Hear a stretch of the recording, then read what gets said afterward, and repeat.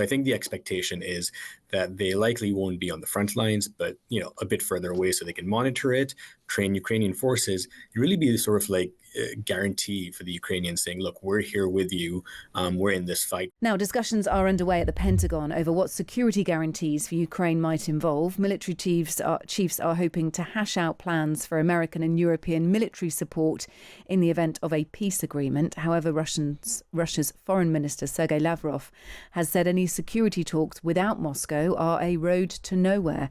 Let's speak to national security reporter for Reuters, Idrees Ali. Idrees, good evening to you. Thanks for being with us. I wonder if you're hearing any whispers out of the Pentagon so far as these discussions are underway. We are getting a better sense, more of a sort of broad outline of what it looks like, what security guarantees look like. And you're right, there was this virtual meeting of NATO military chiefs that took place.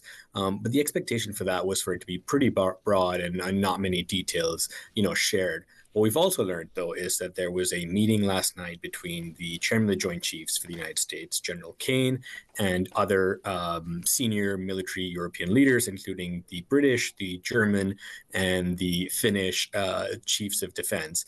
And they really sat down, and the expectation and the belief is that they really hashed things out. And we're sort of getting an understanding of what this looks like. One option that we've learned about that's being discussed is sending European troops under the banner of their own countries, not NATO, but their own sort of bilateral countries, on the ground in Ukraine, and then the United States helping with air power, sort of supporting that. We don't really know what this looks like, how many troops this is, what the timeline is, but it's one of those things that they're going to continue discussing. And I have this feeling that pretty quickly they're going to present options to their political leaders, like Trump and sort of all those people, and they're going to make a decision fairly soon, and then I think present it to the Russians, and we'll see what they have to say. We've heard reporting that Tony Radakin, chief of the Defence Staff, so head of the British Armed Forces here, will say that the UK is prepared to send troops to defend Ukraine's skies and seas, but not to the front line with Russia. This is as we talk about boots on the ground, and we should be clear that actually what boots on the ground means is, in all likelihood, it's not just Britain who thinks like this, but other countries too involved in this would sit sort of outside the front line. They would sit on the edges of this, maybe training Ukrainian soldiers, but they wouldn't be sort of monitoring the front line, would they?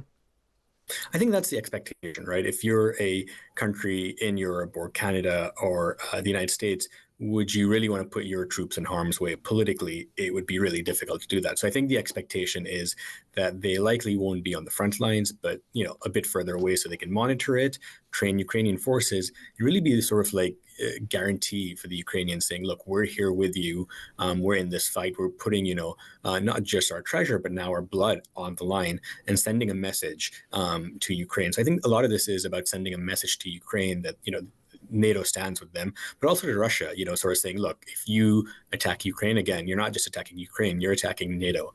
And so I think a lot of what we're going to see is not just sort of military moves from a purely tactical standpoint, but a lot of messaging for the continent. And we have to be careful about use of NATO because, of course, Ukraine is not part of NATO. And so all the sort of terminology has been sort of Article 5 like, and a bit like you said, they're not going as NATO, these countries, if they're to go on to the ground in Ukraine. They are going as individual countries under the same remit, but most definitely not as a NATO alliance, I suppose, because of the technicalities involved in that. But they'd potentially be the same approach. An attack on one of them would be an attack on the others to the point of Article 5.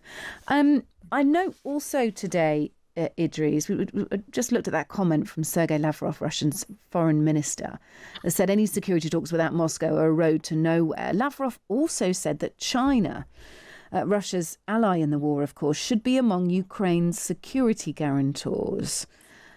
This was actually discussed, it was put forward by Russian negotiators during talks in Turkey in early 2022. I mean, this, again, we have to question whether this is Russia trying to play serious, but showing us very clearly that they are, perhaps intent on stringing people along. We sort of have to think about their intentions, don't we, with lines like that? Yeah, and I think to your last comment that you just made, the United States and NATO is looking to create a structure that's not called NATO, but like NATO.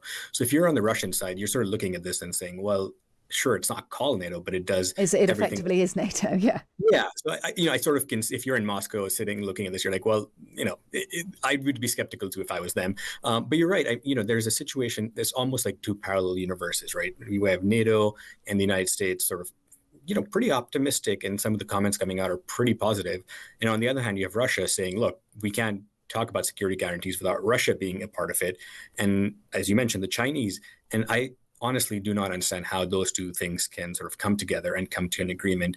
So I think, despite the optimistic words that we saw at the White House earlier this week, I think there's a lot of skepticism within the Pentagon and other U.S. government agencies, because the reality is they're really far apart, Russia, United States, and NATO, when it comes to some sort of agreement. And I think the fact that they haven't agreed on basic terms, like when the next meeting is between leaders of Ukraine, United States, and Russia, what security guarantees actually mean. I think, a lot of hard work is still left at the political level. Look, thanks for being with us, Idrees Ali, with one ear on what's happening at the Pentagon at the moment. National security reporter for Reuters. Let us know if there's any update. Please do, Idrees. Thanks for being with us in the meantime. When it comes to the security guarantees, what is the current status of that? I know the president earlier today mentioned boots on the ground would be UK, France, Germany possibly, but unequivocally said no U.S. troops on the ground, but U.S. coordination. Can you elaborate on that, and what would the red lines be? Sure. Well, you got to the heart of what I was going to say to all of you today on security guarantees, which is the president has definitively stated U.S. boots will not be on the ground in Ukraine, but we can certainly help in the coordination and perhaps provide other means of security guarantees to our European allies. The president understands security guarantees are crucially important to ensure a lasting peace, and he has directed his national security team to coordinate with our friends in Europe, and also to continue to cooperate and discuss these matters with Ukraine and Russia as well. Helen, now, Antitrust Division is working. I have no idea who that individual is. That ultimately, the president has always said that there are areas of disagreement in this war that will have to be discussed and decided upon by these two countries. And so he wants these two countries to engage in direct diplomacy. He's said that from the very beginning, which is why he's agreeable to the idea of having President Zelensky and President Putin get together. And I understand accommodations for that meeting are underway. As soon as we hear more details, we'll be sure to let all of you know. And just a quick follow-up. The European leaders do. Well, And President Putin himself said that, by the way. did say that. Haley. Hey, thanks, Caroline. You made clear no U.S. boots on the ground. Is the president considering U.S. boots in the air as a form of a security guarantee? Look, that was something the president mentioned on his interview this morning. It is an option and a possibility. I won't certainly rule out anything as far as military options that the president has at his disposal. I'll let him do that. I can tell you he's definitively ruled out boots on the ground. Sure. He remains determined to do that. Go ahead. Can you confirm that Putin suggested Moscow as a venue for the bilateral talks? And if so, doesn't that indicate that Putin is perhaps not serious about this, that he's suggesting a venue that there's no way that Zelensky is going to go to?